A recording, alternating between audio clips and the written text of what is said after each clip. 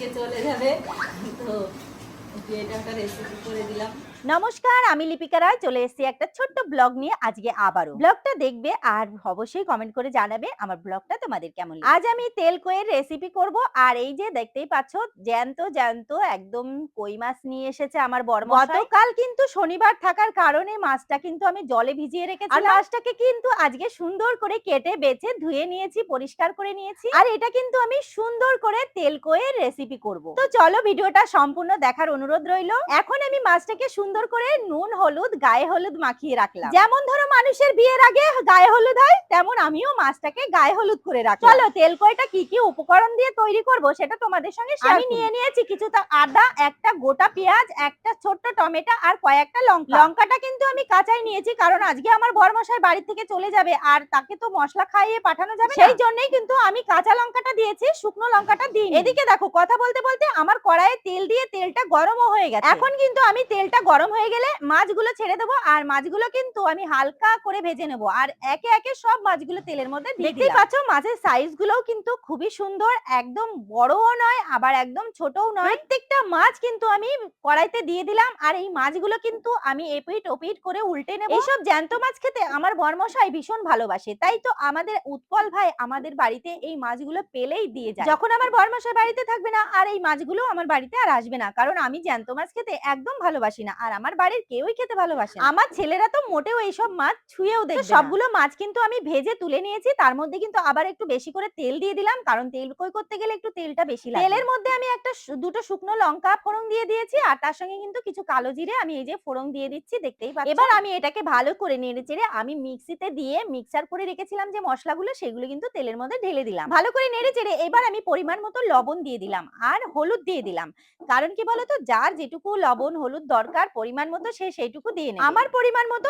আমি কিন্তু সবকিছু দিয়ে নিলাম। এইবার কিন্তু আবার ভালো করে নাড়াচাড়া করব, আর নাড়তে নাড়তে যখন আমার এই মশলা থেকে তেল এবার কিন্তু আমি দিয়ে দেবো কয়েকটা চেরা কাঁচা লঙ্কা। কাঁচা লঙ্কাটা কেন দিচ্ছি সেটা তোমাদের সঙ্গে একটু বলি। কাঁচা লঙ্কাটা দিলে একটা ক্যাপসিকাম গন্ধ বের হয়, খেতেও কিন্তু খুবই সুস্বাদু হয়। এই কাঁচা লঙ্কা চেরা যে কোনো রান্নার মধ্যে দেওয়া যায়, এটা কিন্তু চিকেন রান্না করার সময়ও দেওয়া যায়। রান্নাটা যখন শেষের মুহূর্তে হয়ে যায় তখন কিন্তু এই কাঁচা লঙ্কা চেরাটা দিলে খুবই সুন্দর একটা সুগন্ধ বের হয়। কথা বলতে বলতে কিন্তু আমার দেখো মশলাটা ভালো কষা হয়ে গেছে, আর দেখো তেলটাও ছেড়ে দিয়েছে। এবার কিন্তু আমি আস্তে আস্তে করে একটু একটু করে জল দিয়ে দেবো। আজ কিন্তু আমার মনটাও খুব একটা ভালো নেই, রান্না বান্না করতে ইচ্ছেও করছে না, কিন্তু বাধ্যতামূলক আমার করতে, কারণ আজ আমার বরমশাই চলে যাবে। পুজোর আগে এসেছে বাড়িতে, বাড়িতে যখন থাকে মনটা কত শান্তি লাগে জানো তো, দুজনে হাত ধরে এদিক ওদিকে ঘুরি, আর যখন চলে যায় তখন পুরো একা একা লাগে, মনে হয় আমার কেউ নেই। আর দেখো আমার মশলাটার মধ্যে আমি কিন্তু পরিমাণ মতো জল দিয়ে দিলাম। এইখানে কিন্তু খুব একটা জল আমি মিশাবো না, তেল কই খেতে গেলে কিন্তু একটু তেল তেল ভাব মশলা হালকা থাকতে হয়, আর বেশি জল দিলে কিন্তু এটা ভালো লাগে না। আর একে একে কিন্তু এখন দেখতেই পাচ্ছ ঝোলের মধ্যে কিন্তু আমি কই মাছগুলো ছেড়ে দিচ্ছি। দেখো কয়েকটা মাছ,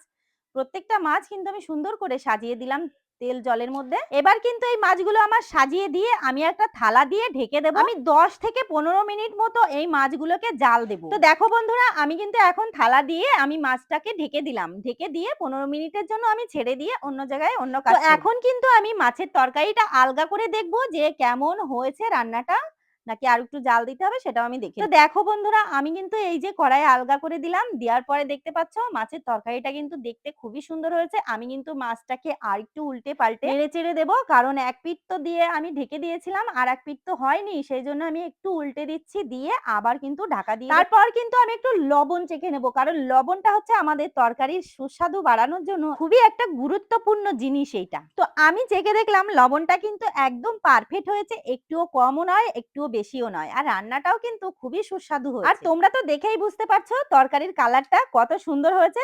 এত সুন্দর কালার যখন হয়েছে খেতেও নিশ্চয়ই সুন্দর হবে। জানো তো আমার বাবা সবসময় মাকে বকাবকি করতো, তরকারি খেতে যেমনই হোক কালারটা যেন সুন্দর হওয়া চাই, কিন্তু আমার মা অতটাও কালার করতে পারতো। বাবা বলতো তরকারি খেতে খারাপ হলেও কালার দেখেই পেট ভরে যাবে। তো তরকারিটা কিন্তু আমার রেডি হয়ে গেছে। এখন আমি দেখো থালায় ঢেলে নিলাম, ঢেলে নিয়ে এবার কড়াই থেকে ভালো করে খুন্তি দিয়ে আমি কেকে কেকে একদম তরকারিটা পরিষ্কার করে নামিয়ে নেব। আমার বরমশাই কোথায় গেল, তাকে ডেকে কিন্তু আমাকে এবার খেতে দিতে হবে। তো দেখো আমার কড়াইটা পরিষ্কার করে একদম নিয়ে নিয়েছি। আমার ভিডিওটা তোমাদের কেমন লাগলো অবশ্যই কমেন্ট করে জানাবে, ভিডিওটাকে কিন্তু অবশ্যই শেয়ার করে দেবে। তো এই যে আমার তেল কই রেডি, এবার যখন খাবো তখনও তোমাদের সঙ্গে শেয়ার করব যে কেমন হয়েছে। এমনি আমি একটু লবণ চেখে দেখেছি, দারুণ খেতে হয়েছে। আর এইভাবে তোমরাও রেসিপি করে খেয়ে দেখো, দারুণ টেস্ট লাগবে আশা করি। থ্যাংক ইউ সবাইকে। তো এবার আমি বরের জন্য এই যে ভাত বাড়ছি, সুন্দর করে দিলাম। আর এই যে আমি মাছগুলোকে এই যে পাতে দিয়ে দিলাম, কারণ আমার বর ভীষণ ভালোবাসে পুঁটি মাছ ভাজা খেতে, তোমরা তো সবাই জানো। আর সঙ্গে একটা লঙ্কা দিয়ে দিলাম। তো এই দেখো, এই যে আমার বরকে এখন খেতে দেবো, সব কিছু রেসিপি রেডি। এখন আমার বর মশাইকে ডাকবো। কি গো, এসো ভাত বেড়েছি।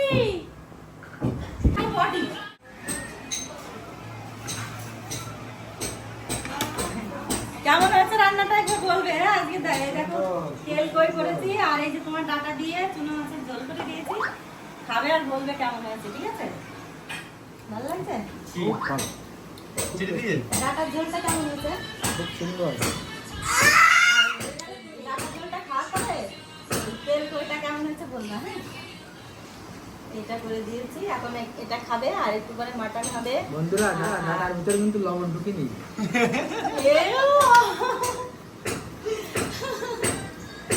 সত্যি কি সুন্দর হয়েছে, মিথ্যে কথা বলে আমার বদনাম করে দিল গাই। বলতে হয় বোন নামে, খারাপ হলেও বলতে হয় যে ভালো হয়েছে।